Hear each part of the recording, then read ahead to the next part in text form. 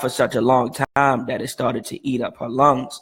And she started having like respiratory failure and stuff like that. So I named it after my mother because even though my mother was in the streets and she got high and she, had a turbo addiction, my mother would still give back to the community. Awesome. And what I mean by that is, it don't matter what we had. My mother would try to stretch a meal to feed other kids on the block.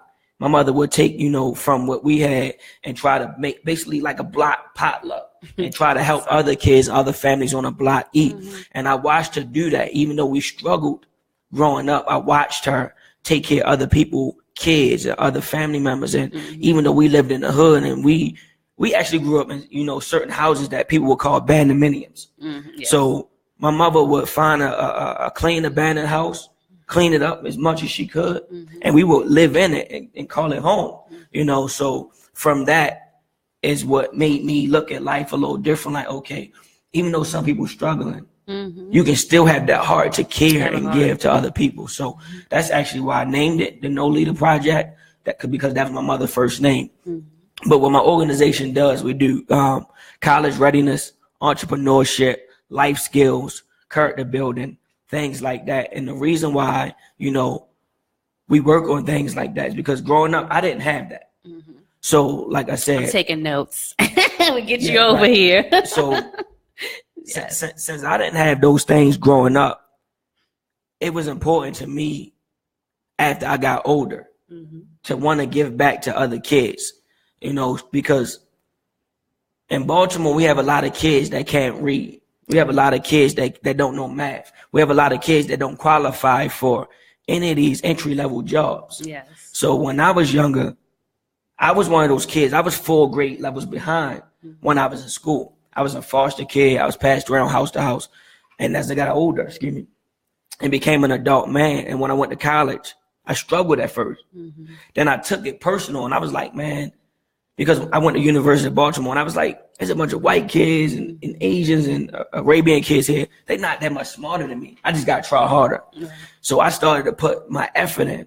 And when I started to try harder, I started beginning to get at the top of my class.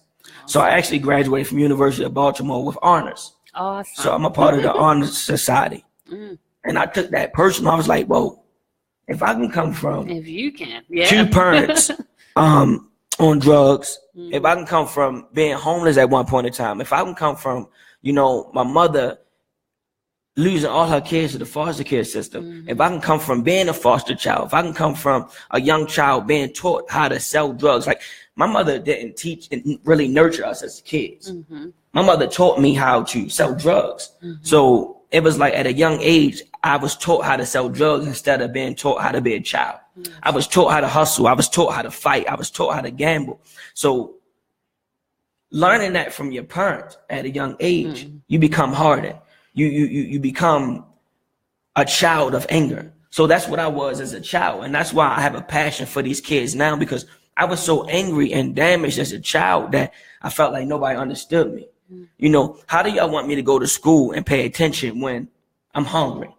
How do you want me to go to school and pay attention when I'm living in a house that got rats in it the size of cats? How do you want me to go to school when my mother is out here selling everything in my house just to get high?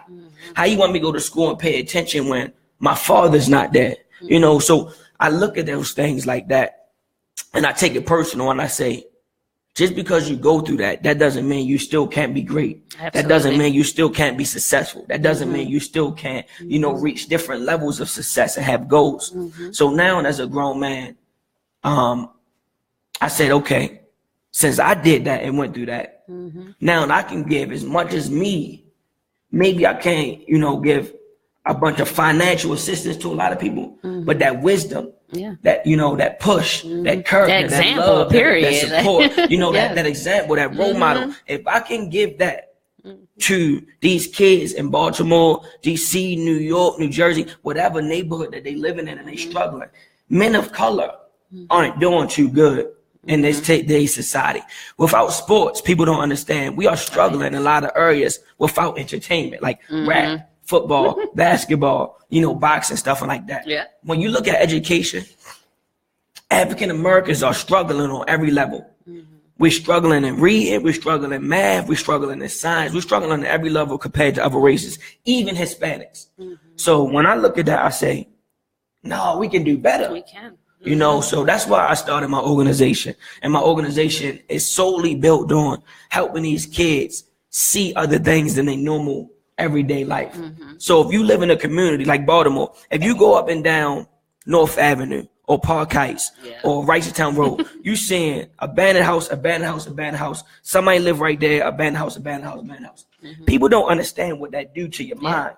When you wake up and going to sleep, and you live in a community that's flooded and filled with abandoned buildings and houses everywhere you go, how do you think that child is going to think he or she is going to turn out to be successful? They waking up to abandoned houses every day. You know, we waking up to people and family members struggling and poor. So I want to bring that light, excuse me, that encouragement. You know, that I want to be that man of color that shows somebody of being a role model. Right. Because I don't lie to This nobody. is why I was like, you need like, to come. I hear it. I hear the passion. And, you know, like even when I heard you speaking, I'm like, he has a lot in him. And to hear that come out, when I first even heard it from the seminar, that's how I was like, okay, wow. And first of all, let me just thank you because you did that on the humble. Like, I was just like, can you, you know, fill in?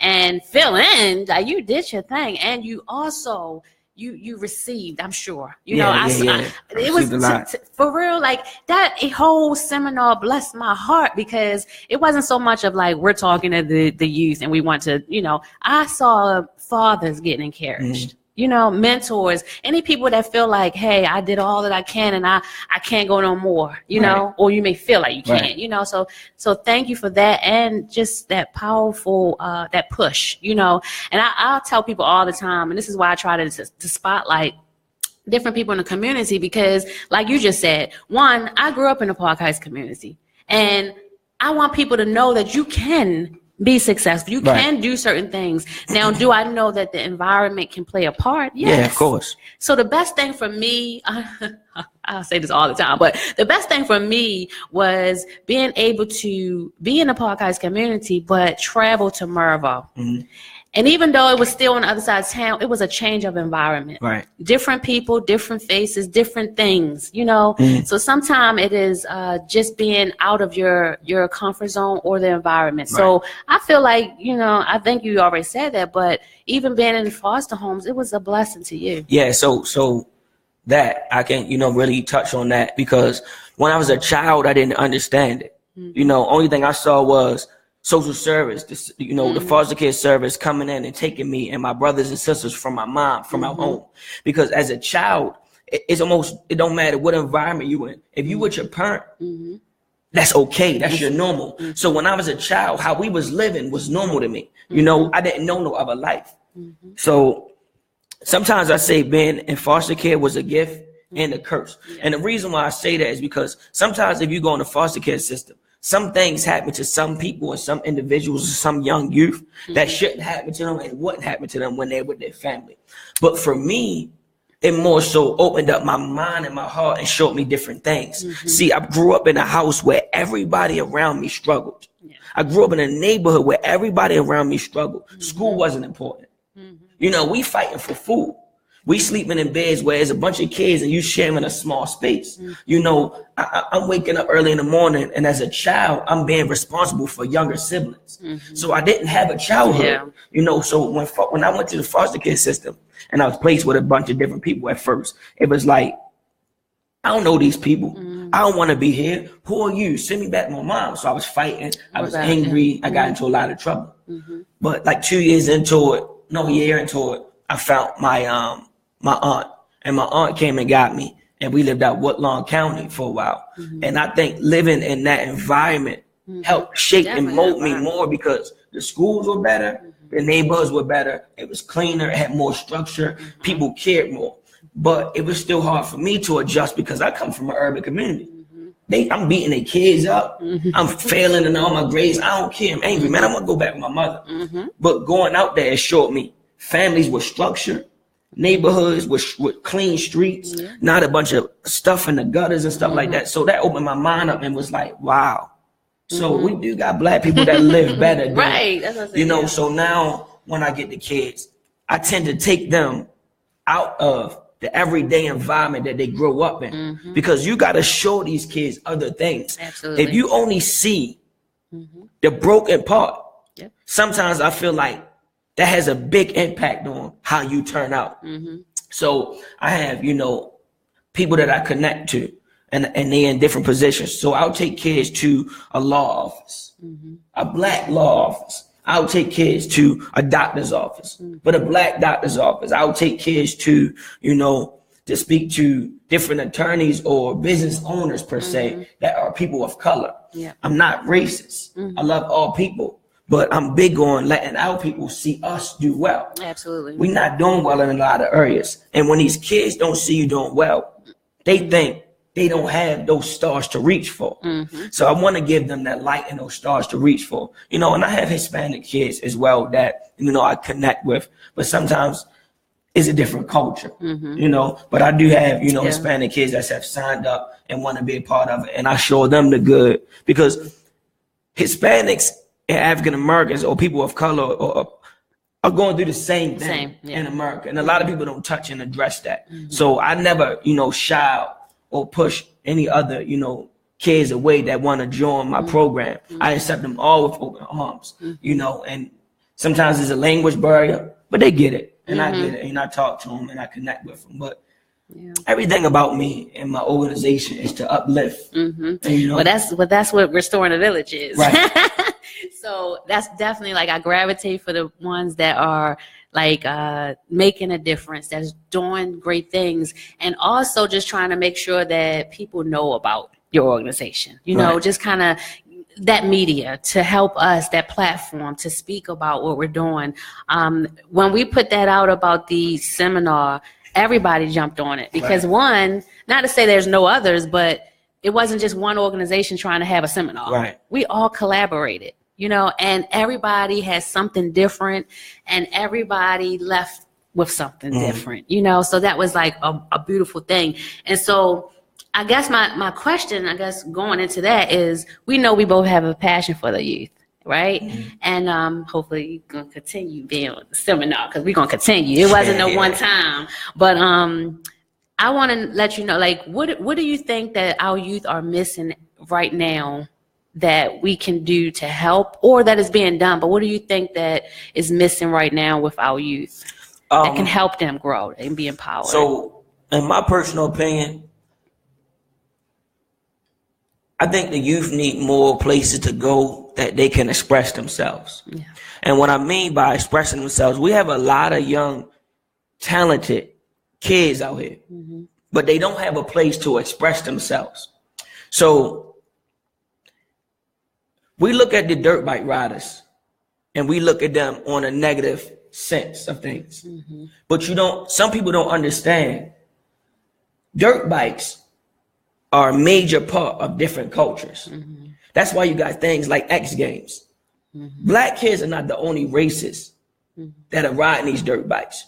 The white kids ride dirt bikes too. The difference is they have parks to ride these dirt bikes. Yes, they have resources to ride these bikes. They actually start to get checks and money to ride these bikes. You know why? Because they have places to get the proper training.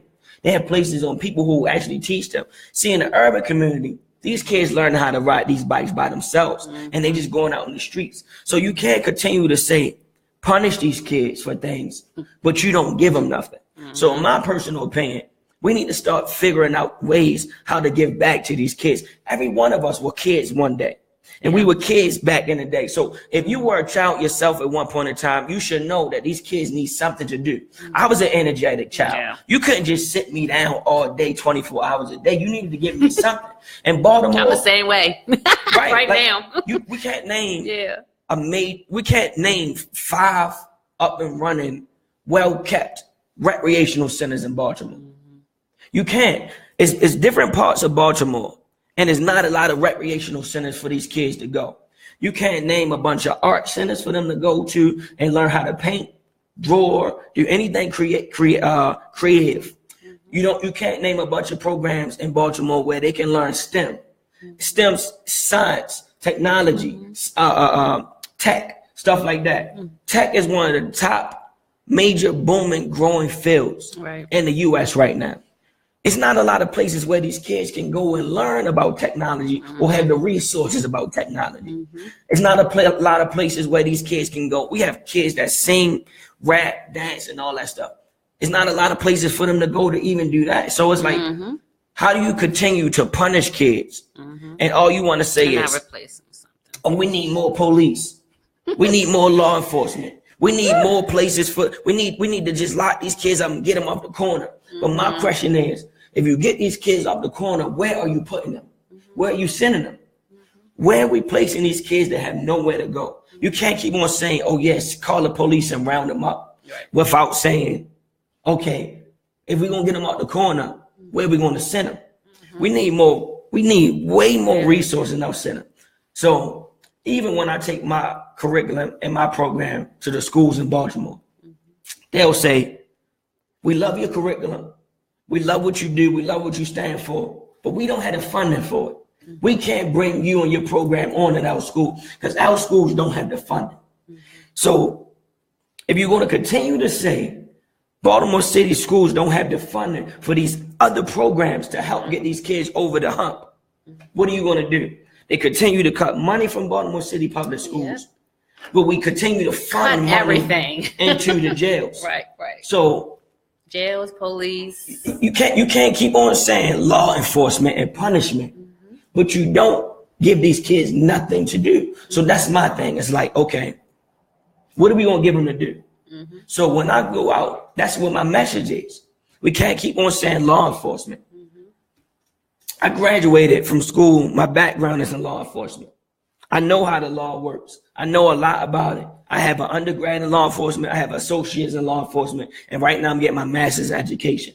So I want to be able to know how to deal with these kids on different levels. I'm not just going to sit there and speak. I've worked in corrections. I've spent years of being a correctional officer.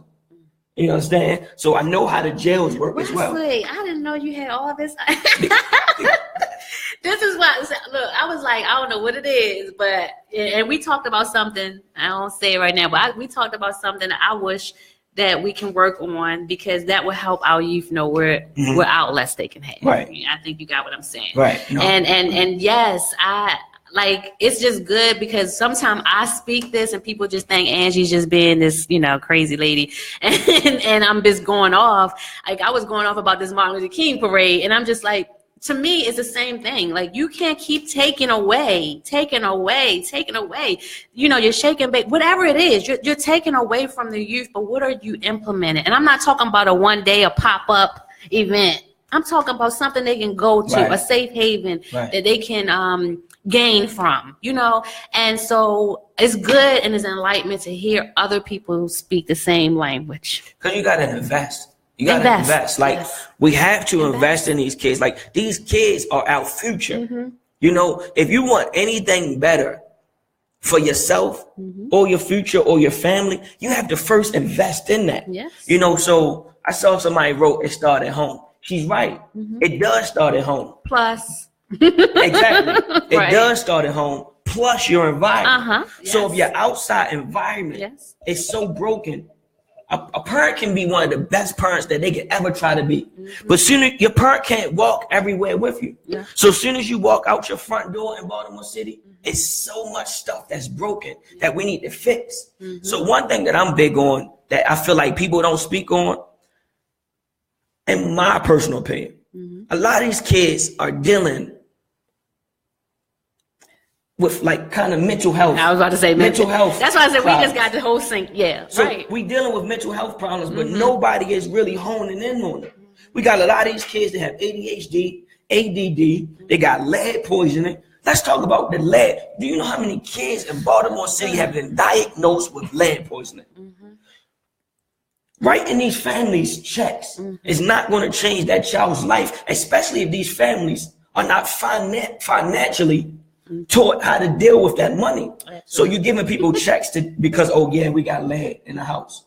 That lead poison is still going to affect that child through his childhood and his adulthood. It affects your temper.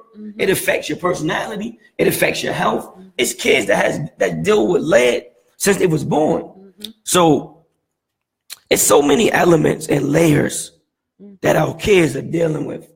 So we dealing with young adults having kids as a child.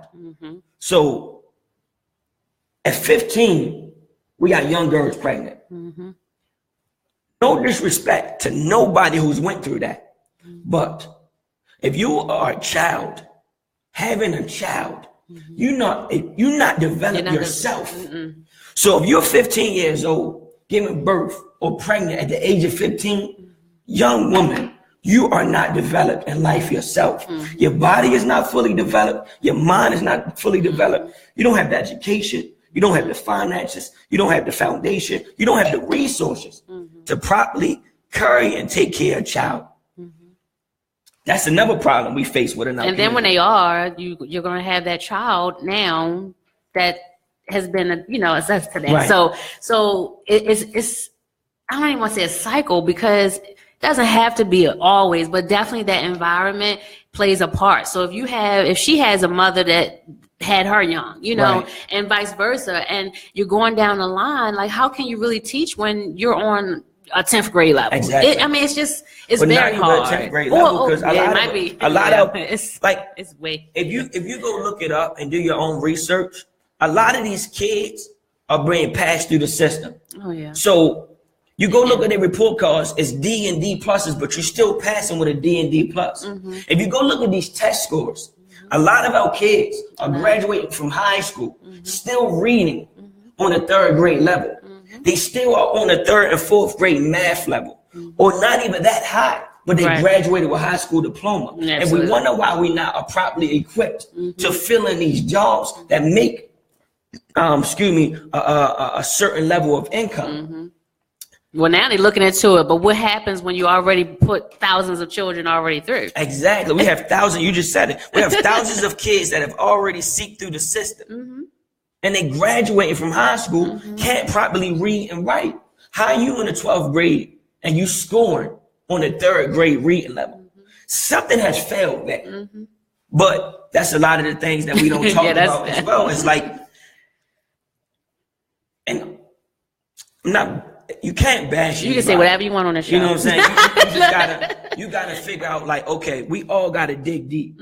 We all gotta dig in and start to do better, because it started at home. It started in the community. It started with more men stepping up as well. And I'm gonna say that out. People get attitudes or whatever, but a lot of our men gotta step up. I'm a mentor for a lot of kids in Baltimore, and I deal with kids in DC. It hurts my heart that when I meet these parents, you know who I'm meeting? A single parent mother or a grandmother. It's very rare. Very rare. And I'm not saying there's no fathers out there, but what I am saying is the percentage is very high that I'll meet a single parent mother or a grandmother, or like aunts or something that's raising these kids, instead of these kids being in a home with their dad or big brothers and stuff like that. So I want to say, and that's another cry I have, big brothers, fathers, uncles, grandparents, as men, we need to really step up in our community and help these kids. Like, you wouldn't even believe, I have grown men that always say, Wesley, you do so much for these kids. They're not your kids, boy. Why you doing so much? Because that's our people. If nobody going to love, then what? We're going to be a loveless community. We need to support, uplift, and help each other. That's the only way we'll fix these problems we're going to do. We can't keep looking for other people to fix our problems. You can't. Our people ourselves got to come together and say, my question always is, how much pain and devastation does people of color got to go through before they say this is enough and we're going to stick together, uplift each other, support each other, and hold each other accountable? You can't keep on saying, oh, the government got to fix it. You can't keep on saying other people. No, it's time for us. Because I'm telling you. I think he's my twin. I think I felt my brother. Oh my gosh, like, that's exactly how I was feeling. And like, on all of my posts, I know people, the other day I said I can't even say nothing because I know my mouth. But basically, that's what you said. we have to invest in our community. And I still take it back to that seminar. There was people in there that spoke just to say, hey, you know, I may not have my father, but then, or it may not have been the environment per se, but it was my uncle that say, get some bodies, you know, get a lady. I'm trying to be nice. Right. And so you have different influences, and sometimes it is someone very close to you, sometimes it's your environment. It's a quantity of things that are going on. But in the same token, we have to make sure that our men are really properly doing it. And I'm gonna take it just a little further. Just for those who don't have a father, we are at 330. I don't know what this number is. I done lost count. 330 something murders, right? Homicides. Right there tells you 330. Most of them were fathers. So now you have families that are going without their fathers. Someone else has to stick, you know, come up. So that's a problem. That's big. That's very big that you brought that up, because I talk to the kids every single day, and they'll tell you, any child that comes in contact with me, I talk to them about not involving themselves in violence. See, we are dying right now at a high rate. Year after year after year after year, we keep on seeing all these pictures and RIP signs and videos of another young black brother shot, killed. It don't matter it ain't even about just being shot and killed by police. Shot and killed by your own person of color, or your own person from your neighborhood, of your block. See, we need to really start being real here. And I'm one of the ones that's real. Some people get upset when I speak on this, but we need to really be real. We need to stop killing each other. Okay, the police do wrong things. The police mess up. They do what they do. We need to get on that. We need to step on that and make sure that don't happen. But you know what else we need to do? We need to step on ourselves and say, yo, you live on this block and you robbing and stabbing and shooting and killing everybody on this block. It kills me that you can have a brother, a father, an uncle, or a homeboy, and you know he robbing people. You know he killing people. You know he hurting people. You ain't saying nothing.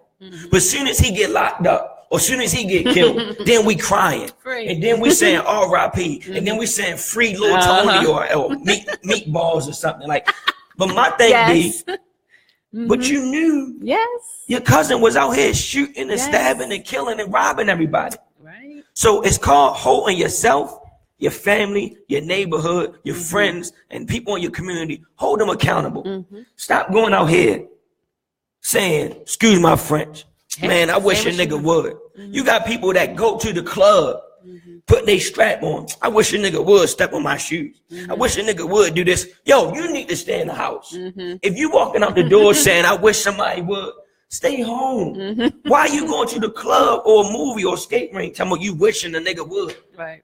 You ain't leaving out to have fun. Your mind frame is already preset to start some drama. That's the problem. We got all these kids posting videos and pictures holding double guns and barrels and flicking it. What's cool about that? I don't care what neighborhood you from, what block you from, what community you from. It's nothing cool about killing somebody else's son, father, brother, uncle, friend. Just like we have people that cry every day about their son dying, that person you just killed, they have a family member that's going to cry. Absolutely. So when I talk to these kids, I say, look, it's not worth it.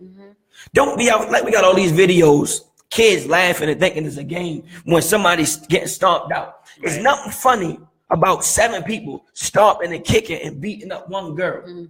Everybody laughing and looking at it. And there's 1 million and 2 million and 5 million views. But what about it if it's you at the bottom of that pile getting stomped out? What if that's your daughter at the bottom of that pile getting stomped out? You don't think it's funny no more, right? Right. When it's your son or your little brother getting stomped out, people don't think it's funny when it's them. But when it's somebody else getting hurt, and why is it? I don't get it. Yeah, I don't get it. Like, it go world star, whatever it is now. Like, why? Why is the violence? Someone, and like you just said, you don't get no points out of 7 on 1. I don't get it. I don't get it. I don't get it. What's so important about all this violence right now? That it's spread like wildfire. People will watch a video of somebody getting stomped unconsciously. Make sure y'all share this video For make it go and viral. give it like millions of views. Right. People will watch it. But it's like when you're trying to do positive things, why do positivity move so slow? Right. I've always had that question. Why do positivity move so slow, but anything negative catch on like wildfire? If you post anything negative, it's going to explode overnight. But if you post anything positive, it takes a slow, gradual, slow build, if it even get any viral to it at all. We need to start supporting each other. We need to spread more love. Our communities need more love. Right. We got enough hate. We got enough violence. We got enough danger. We got enough killings. We need more love. We need more support. We need more people to actually care about your neighbor.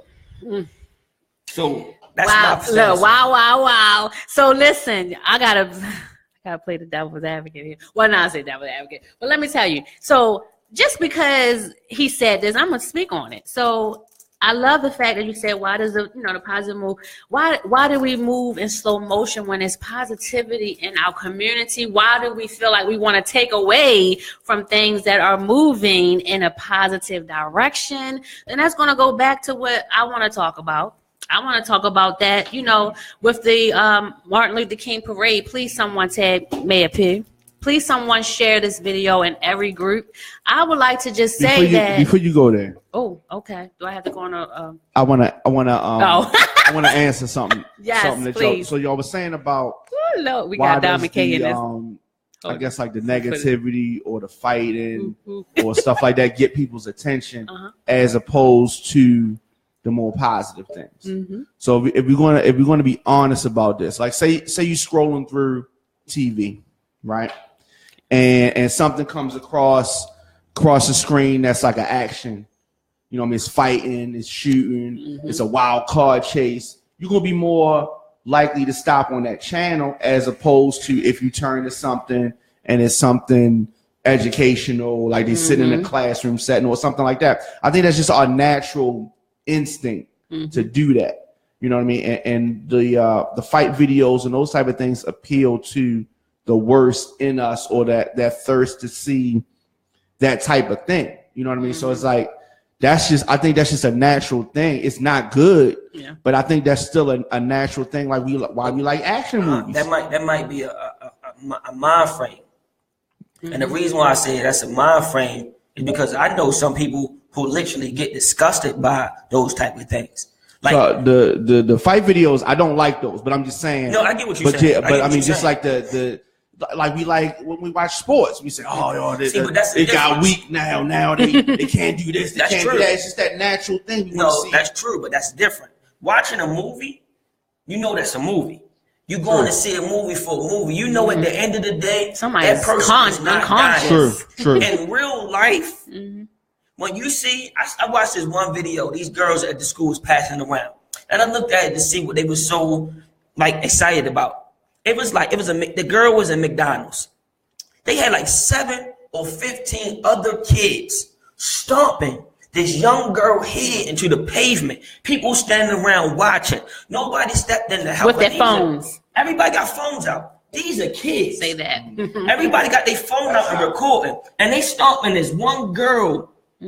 People taking turns, kicking her, stomping her. Do you know what they can do? They talk about football. You take a hit to your head, you got concussion. Imagine what this young girl went through when she got 7 or 15 different people stomping on her body and her head. Remember the lady? She said, was it a fight at the school? Then she said the guy was on life support. I can't remember the whole story. Were you there? She was saying her nephew at the seminar. She said the nephew was in a fight, I believe. Anyway, he got into a really bad fight where he was on life support. He passed, and that's when she was saying how the father was like, you got to go back out and get revenge. So she had a whole, But even with that, it got to the point where a person has died from this. That's my problem. People need to understand this real life. This ain't no video game. It's not Grand Theft Auto. You can't hit the restart button. Right. I've never seen a human being be buried in the ground and then come back up out of that dirt.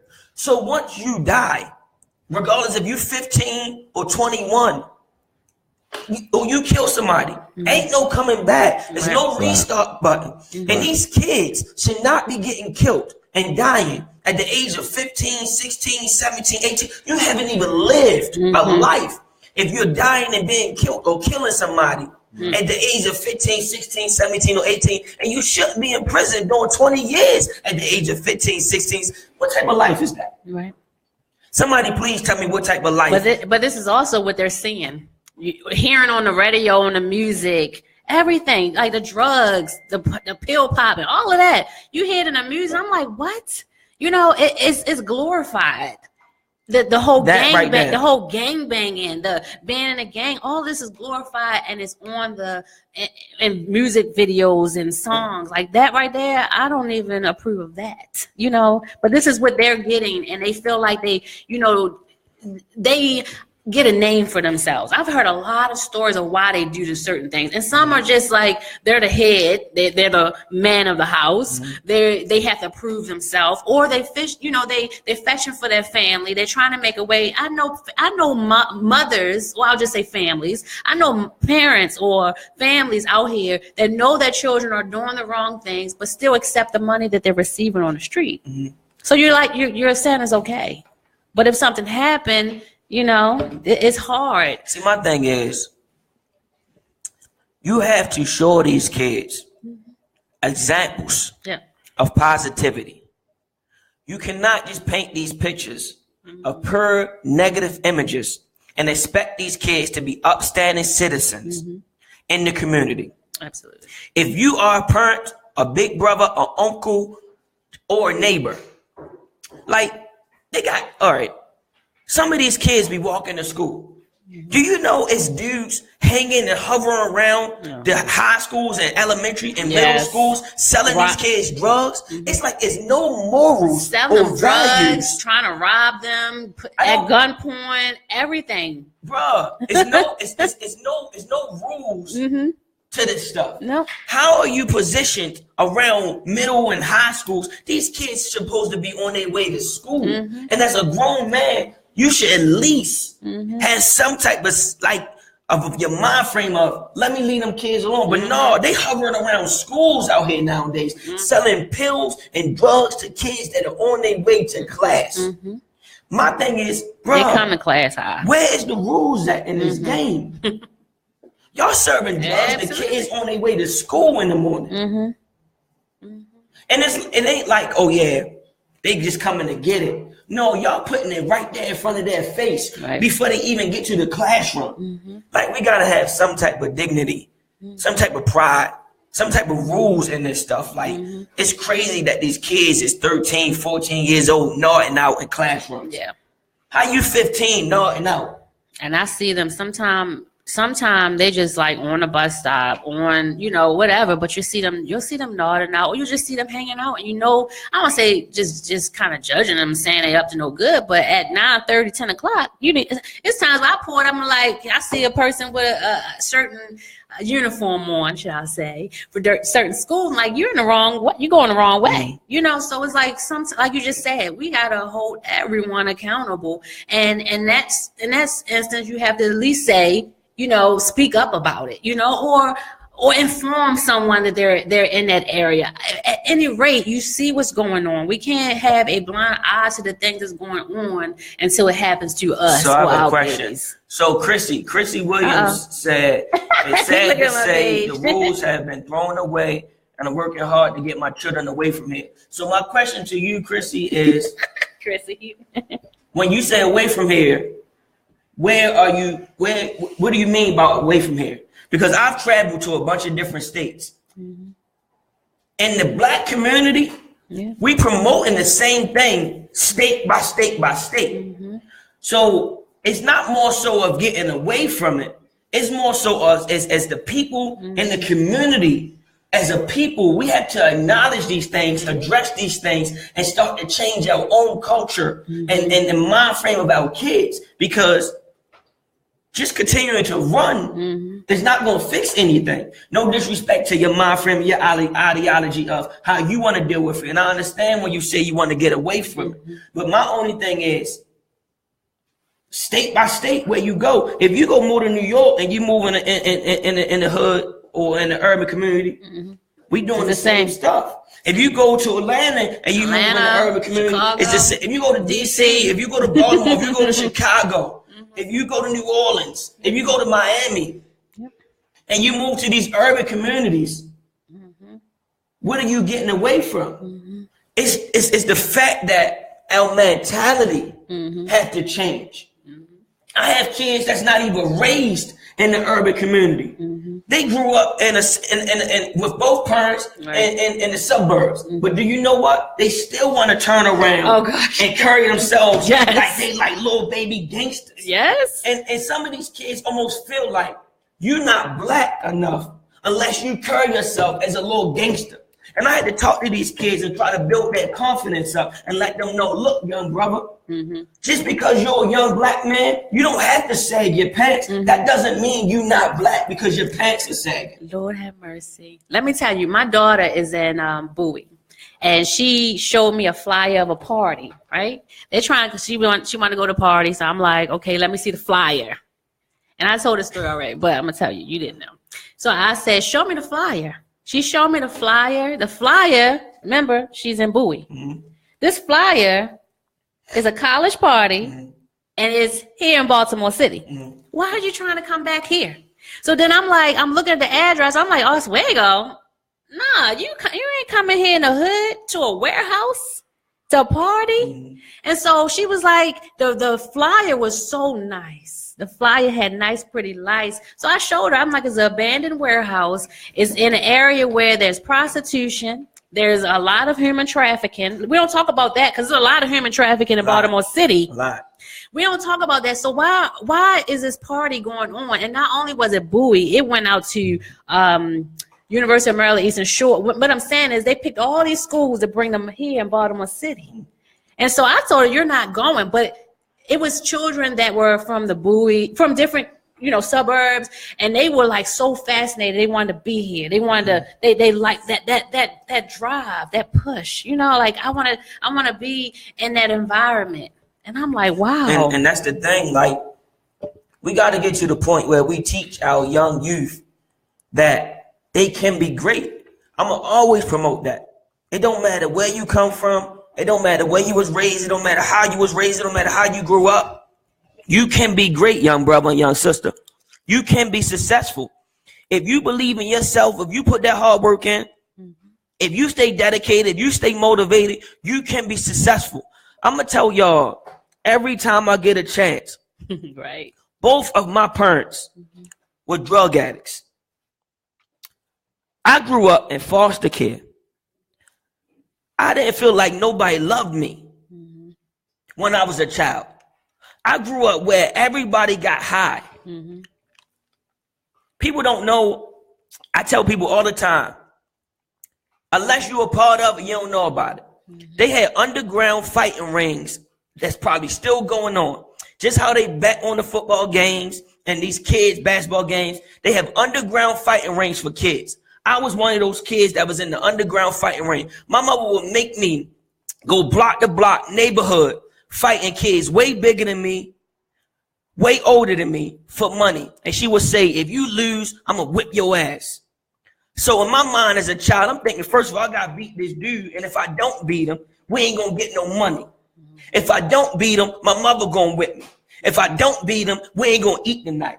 So I'm a little kid as a savage. You understand? When you grow up in certain environments as kids, that tend to mold you a certain way. Yeah. It's just fortunately that a certain part of my life, I was taken from that. So I didn't spend my entire life growing up in it. And I thank God for that every day. Yeah. Because sometimes I feel like if I only lived that way and saw that as a young youth throughout my life, I'm 31 years old now. I feel like if I only saw that, like some of these kids, they only see negativity from the time they wake up to the time they go to sleep. what do you expect a young man or young woman to be? Right. That was powerful. Yeah. Like for real, what do you expect a young man or young woman to be if they only know and see negative images? Now I have wait a minute. I got a lot of messages. Hold on, wait a minute. I'm gonna try to read just one. So first of all, I just want to say, if anybody wanted to call in, the number is 404-436-1277. Again, if you wanted to call in, had any questions, the number is 404-436-1277. I want to just say, I want to read off one of the messages. My brother, Marcus Hill, he said, I bear witness when I was in Memphis, Tennessee for a conference. I woke up to the news and thought I was still in Baltimore. 8 people were shot. So he was just saying it's the same. So I was blown to learn the condition is the same wherever we are. Also, Devin Walker. Yeah. So good brother there. Good brother, Devin, he says the show's still going on. Gotta get Devin in because he's doing some great things. He was going around interviewing different people to show that Baltimore love. I was a part of that too. That was awesome, Devin. Yes. Keep working, bro. Keep working. Yes. And I guess that kind of go back to what we're saying. Like, it's not that I'm trying to ignore the things that are around us, but no, it wasn't you. Was it you? Somebody said, I took so much out of it. Someone said at the seminar, I think it was the first person. It said at the seminar that people just wanted to have a picture. Just show me how it is out because they're in jail. Okay. And that was me. That was me. So I love that because even what I'm doing, it's not to say that we don't have it, or I'm ignoring the fact, but sometimes just show me.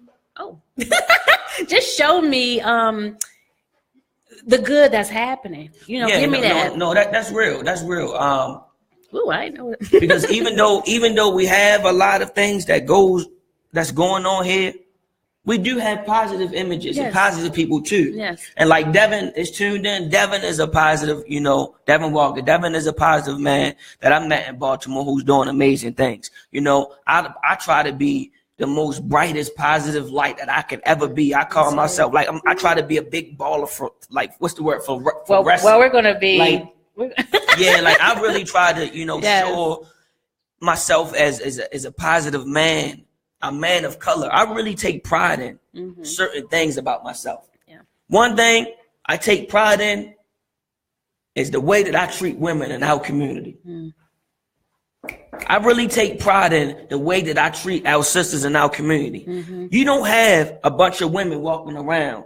When I was younger and I was in high school or young college or something, as a man now, who I am now, you will never find a bunch of women walking around here saying, Wesley is a negative man. Wesley treats me like such and such. Wesley don't cater or treat me or pull a chair out or open the door. He's not a gentleman. Because I feel like we have these conversations of our women are so hard and they got attitudes and they so angry, which is on a certain level. Don't get me wrong, some of it is true. Yeah, and that's how we were grown too. Right, it comes from that'd be another story. The treatment, right? You can't treat a person bad their whole life and expect them to still be a soft queen. Yeah. We have this thing in our community where we promote all these young men to have sex with as many young girls as possible. What the guy say? Bodies. I'm like, wow. We out here promoting all these young men to get new bodies instead of promoting these young men that they are young queens, they are young sisters, they are young women. Treat them accordingly.